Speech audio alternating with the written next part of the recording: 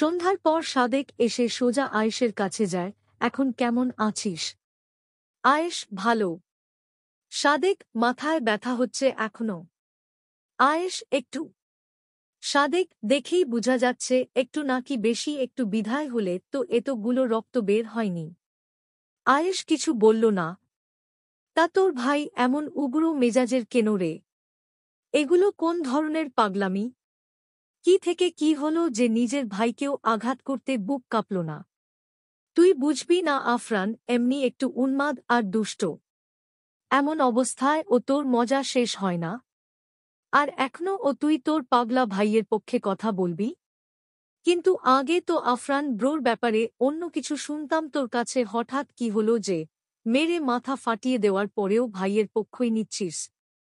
তাও তোর নিজের উঠবি কে ব্যাটা এমন করেছে এটা দেখার পরেও? আয়েশ কপাল কুঁচকায়। আমার উঠবি মানে? আজ তো দেখলি না তৃণাকে বাথরুমে কেমন করে আটকে রেখেছিল, হাত পা বেঁধে, যদি মরে যেত বেচারি। আমি বোধহয় পাগলা গার্ডে আছি, যেদিকে তাকাই সবগুলো পাগলো। মানে কি বুঝালি? তৃণা আমার উডবি হতে যাবে কেন? আজ তোর মাথা কি গেছে? আশ্চর্য তো, সারা জীবন তো তৃণাকে নিয়ে কত কল্পনা করে এলি। এখন বলছিস তৃণা কেন তোর উডবি হতে যাবে? ফাজলামো করিস আমার সাথে। আয়েশ, তোর বুঝতে কোথাও ভুল হচ্ছে। সাদেক তৃণা আমাকে নয় আরফানকে পছন্দ করে ওদের কয়দিন আগে রেজিস্ট্রি হয়ে গেছে। হোয়াট? হ্যাঁ। আচ্ছা বাদ দে তো। সামিরা, আচ্ছা তৃণা, আরফান ভাইয়া তো এমনি এমনি শাস্তি দেন না। নিশ্চয়ই এর পিছনে কোনো কারণ আছে, কারণ ছাড়া ভাইয়া তোর সাথে এমন করবে না, এটা আমার ভালো করেই জানা আছে। সত্যি করে বল, কি করেছিস? তৃণার চোখে ভয়ের ছাপ। দেখ কিরকম ভয় পাচ্ছিস। এখন তো আমি নিশ্চিত বড় কোনো কারণ অবশ্যই আছে। আরে আশ্চর্য, আমি কি করব উনাকে? উনি তো আমাকে এমনি এমনি শাস্তি দে, দেখিস না 4 বছর আগের কথা ভুলে গেছিস? কোনটা? আরে ভাইয়া আমাকে শুধু শুধু মেরেছিল যে ওইটা। তোর কথা অনুযায়ী ভাইয়া সব সময় শুধু শুধুই মারে, বাট কারণ ছাড়া কেউ ভালোবাসার মানুষের গায়ে হাত তুলতে চায় না। তা 4 বছর আগেও কি ভাইয়া আমায় ভালোবাসত? যদি তাই হয় তাহলে আমার পুরো শরীরে ব্লেড দিয়ে আঁকতে পারত কি? সামিরা আশ্চর্য হয়ে বলল, হুয়াট? কি বলছিস? ভাইয়া ব্লেড দিয়ে কেন আঁকতে যাবে তোর শরীরে? সেটাই হয়েছে। যাগ্গে বাদ দে, আমার ভালো লাগছে না। দাঁড়া, প্রিয়াকে একটা ফোন দেই। কিরে প্রিয়া, রিলেশনে চলে গেলি ঠাস করে, আমাদেরকে না জানিয়ে? আমার সাথে চল, গেলেই দেখতে পাবি। ঠিক আছে, আমি আর স্বামীরা আসছি তাহলে। কিরে প্রিয়া, এখনই প্রেমিকের ভাবনায় ডুবে আছিস? আরেহ না, আমি ভাবছি অন্য কথা। কি ভাবছিস? দেখলি না সেদিন ভাইয়া তোকে কিভাবে প্রোটেক্ট করল, আর হঠাৎ করেই ওই বলিষ্ঠ লোকটা কোথা থেকে আসল ভেবেছিস? আমার মনে হয় ভাইয়া তোকে প্রোটেক্ট করার জন্য আলাদা কোনো বডিগার্ড রেখেছে। তৃণা একবার চারদিকটা তাকিয়ে বলল, তা আমি কি করব? সামিরা, ভাইয়া যদি জানতে পারে তুই এমন না বলে বাড়ি থেকে বের হয়েছিস, কি হবে তোর কোনো ধারণা আছে? তৃণা একবার ঢোক গিলে বলল, আমি কি জানি? তাছাড়া উনার সাথে আমার ব্রেকআপ হয়ে গেছে। আমি কারো ধার ধারি না, বুঝলি? এত ধৈর্য নাই, পারবো না কারো মতো চলতে। বলেই সামনে হাঁটা ধরল তৃণা। প্রিয়া, আরে রাগ করছিস কেন? সামিরা তো ঠিকই বলেছে। ভাইয়া জানলে কি হবে? আমার আইডিয়া হয়ে গেছে। আমার তোকে এখানে আসার কথাটাই বলা ভুল হয়েছে। আমার তো মনেই ছিল না। প্যাচাল পারিস না তো, বললাম তো ব্রেকআপ সিরিয়াসলি। সামিরা, কি বলছিস? ভাইয়া ব্রেকআপ করল কিভাবে? তোদের ব্রেকআপের প্রশ্ন কিভাবে উঠে? তোদের তো রে। এটুকু বলতেই থামে। এমনভাবে বলার কি আছে? এটাই তো হয়, তাই না? কিছুদিন আকাশ বাতাস সাক্ষী রেখে ভালোবাসে, পড়ে অন্য জন নিয়ে ঘুরে সেইম ডায়ালগ মারে। হয়েছেটা কি বল না? উনি মাফিয়া মানুষ, উনার একজনে হয় বলতো? এসব মানুষের অনেক অনেক মানুষ লাগে, একটার পর আরেকটা প্রয়োজন হয়, না হলে প্রেস্টিজ থাকে না।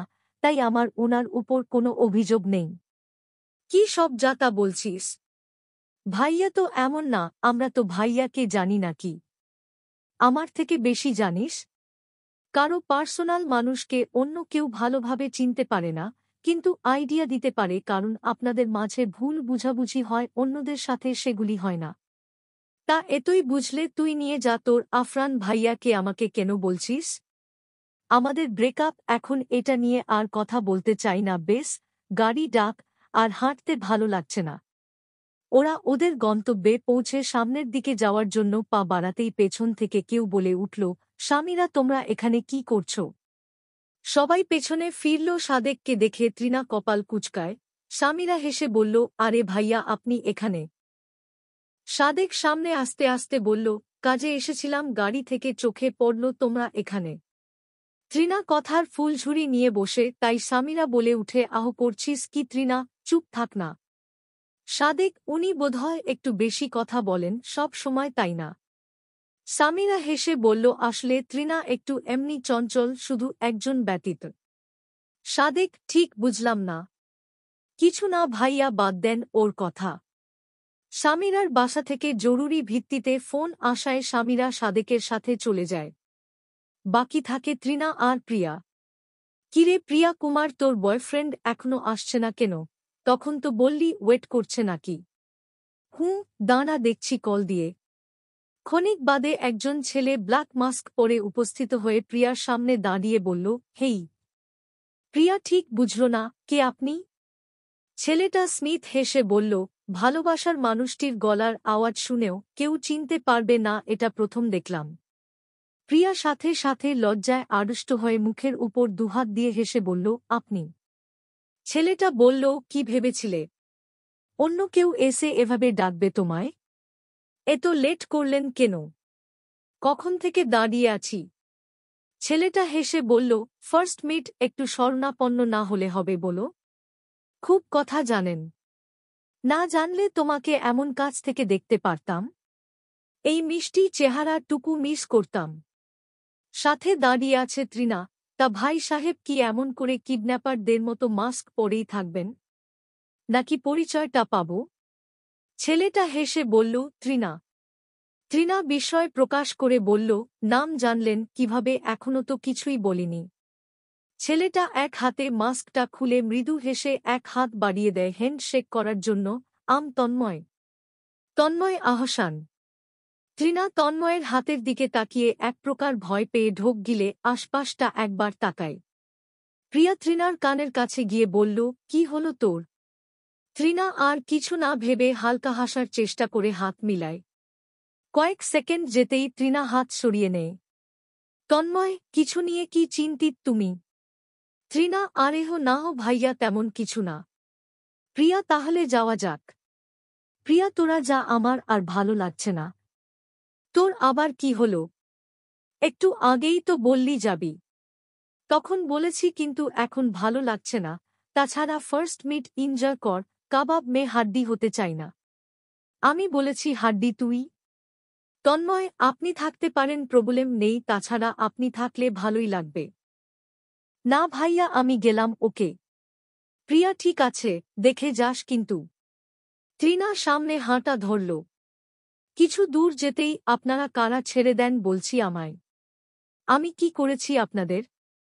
একটা লোক হাতে লাঠি নিয়ে দাঁড়িয়ে আছে, মাথায় ক্যাপ পরা, মুখে মাস্ক, দেখার উপায় নেই। তৃণাকে একটা অন্ধকার রুমে নিয়ে এসেছে। তৃণা ফেরার সময় আন্না হয়ে কি যেন ভেবে যাচ্ছিল, আকস্মিক একটা কালো গাড়ি এসে ওকে কয়েকজন লোক উঠিয়ে নেয় গাড়িতে। তৃণার তখন সাথে সাথে কিছু বোধগম্য হল না। লোকটা কাছে এসে বলল, ওই আফরান চৌধুরীর কি হস তুই?